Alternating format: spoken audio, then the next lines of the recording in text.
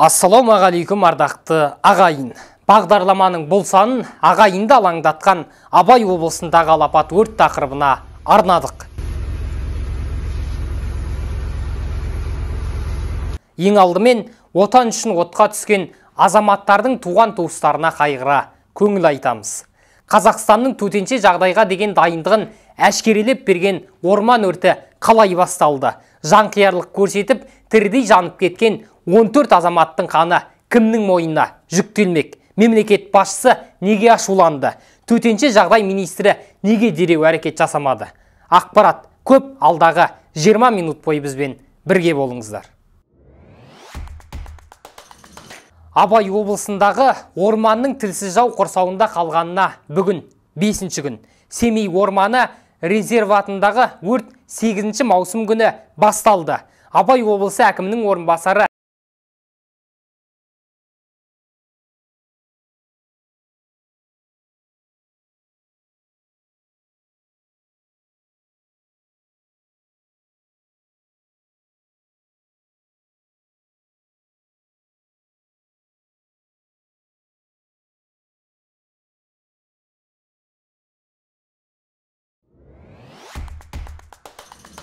маусымда премьер-министрдің бірінші орынбасары Роман Скляр Абай облысындағы табиғи өртті сөндіру жөніндегі жедел республикалық штаб отырысын өткізді.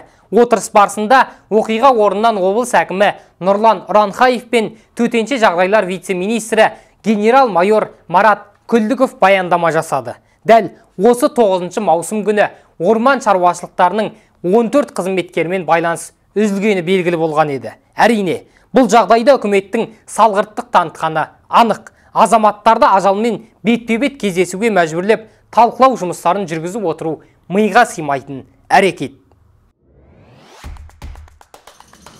Үкімет басшысы Әлихан Смайыловтың түрлі форумдарға қатысып жүріп, уақыты болмаса керек елдің шығысындағы сұмдыққа 10 маусым күні ғана мән беріп қарады. Үкімет отырысын өткізіп, Абай облысындағы орман өртін тездетіп сөндіруді тапсырды. Бір қызығы, Смайылов сол күні өрттің толықтай бақылауға алынғанын айтады.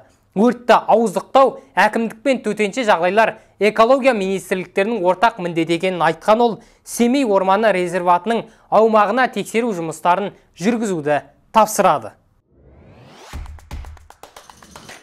Кейін Семейде орман өртіне байланысты төтенше жағдай жарияланды. Бұл туралы Семей қаласының әкімі Нұрбол Нұрсағатов мәлімдеді. Төтенше жағдайды жою бойынша штаб басшысы болып қала әкімінің орынбасары Рамиль Досмағамбетов белгіленген. 11 маусым күні Абай облысындағы орман өрті бойынша қылмыстық іс қозғалды. Құқық қорғау және арнайы органдардың тәжірибелі қызметкерлері қатарынан ведомство аралық жедел тергеу тобы құрылды. Бас прокуратура мәліметінше салғырттық фактісі бойынша қылмыстық іс тіркелген. Сондай-ақ жауапты лауазымды адамдардың іс-әрекеттеріне тиісті құқықтық баға берілетіні жария болды. Абай облысындағы өрт салдарынан хабарсыз кеткен 14 орманшы қаза тапты. Қабырғаны қайыстырар қайғылы жағдай қазақ халқы үшін ауыр салмақ болғаны анық. Өртті сөндіру жедел штабының мәліметінше іздеу жұмыстары барысында тағы 11 қаза тапқан адамның денесі табылған.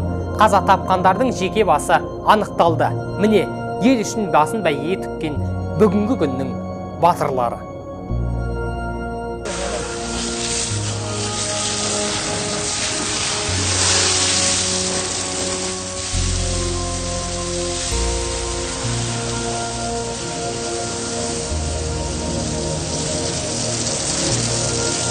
Абай облысындағы алапат өртке байланысты мемлекет басшысы Қасым-Жомарт Тоқаевтың 11-13 маусым күндері Вьетнамға жоспарланған ресми сапары кейінге шегерілген еді.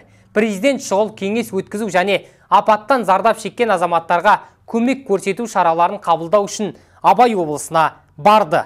Бара салысымен өртке тікелей жауапты шенеуніктердің бірі, анығырақ айтар болсақ, төтенше жағдайлар министрі Юрий Ильинді қызметінен босатты.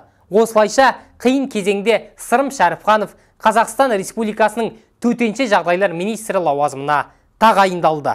Жоғарыда айтып өткеніміздей, бұрынғы төтенше жағдайлар министрі Юрий Ильин алапа төртке басымен жауап беретін шенділердің бірі еді. Ал оны жай ғана қызметінен босатып қоя беруге болмайды әрине. Әрбір лауазымды шенеулік Қазақстанның халық үшін жауапты екенін ескерсек, Ильиннің әрекетіне де заң тұрғысынан баға берілуі керек. Мұны президент мырза ескереді деп ойлаймыз. Ситуации в Абайской области. Вчера первичные сообщения мы получили от Комитета лесного хозяйства. Как я сказал, зона ответственности лесов, первичное обнаружение и реагирование возлагается на Комитет лесного хозяйства Министерства экологии. Первичное около 12 часов дня площадь составляла менее 3 гектаров. И потом резко произошел рост до 100 гектаров. Это говорит о том, что, возможно, неправильная оценка была обстановки первичная. Соответственно, из-за этого было несвоевременно направлены дополнительные силы и средства. Затем на основании роста информации поступления, что увеличивается площадь, мы приняли решение, направили собственные силы и средства дополнительно в этот регион, как я сказал, уже с регионов Восточно-Казахстанской, Карагандинской, города Астаны, плюс перебрасываем вертолетную технику вплоть от Казаларды и Алматы туда для тушения пожара. Соответственно, это требует времени определенного.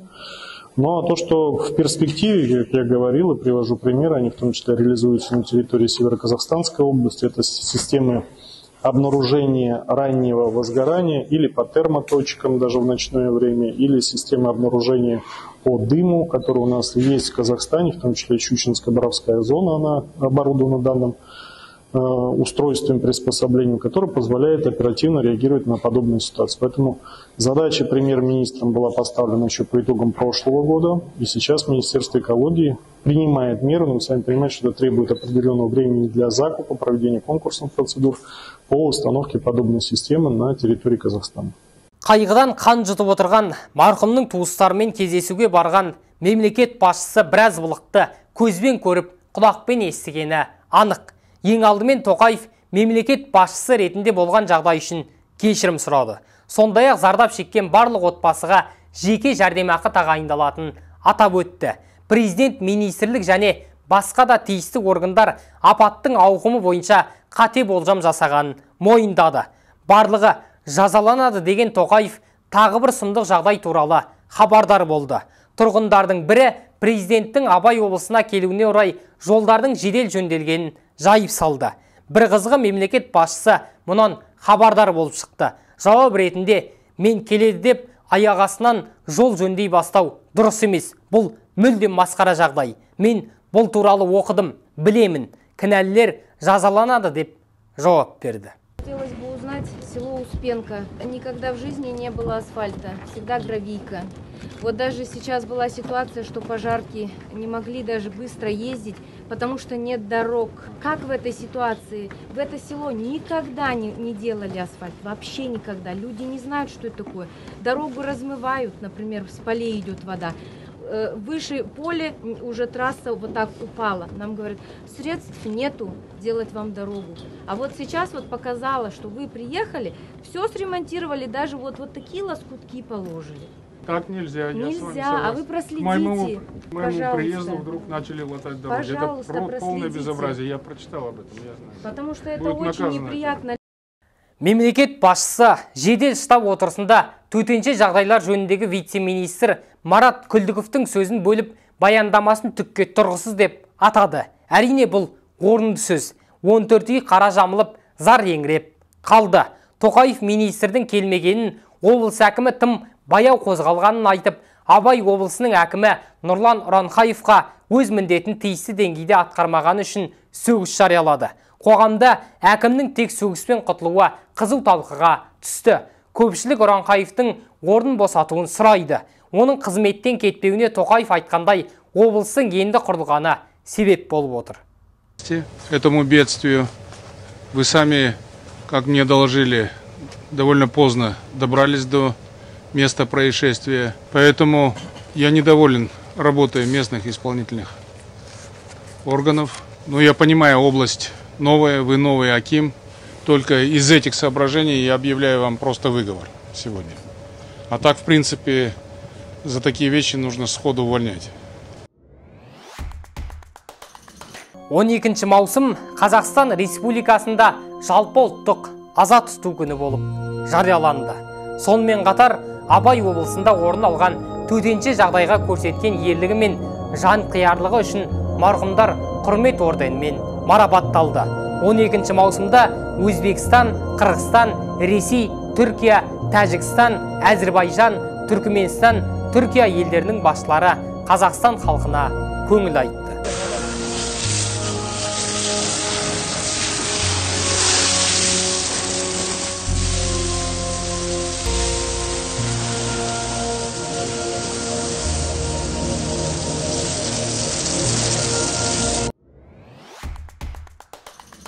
Экология және табиғи ресурстар министрі Зүлфия Сүлейменова да орман өртіне жауаптылардың бірі. Жас министр Абай облысындағы орман шаруашылығы қызметкерлерінің рациямен айтылған соңғы сөздері қандай болғанын айтты.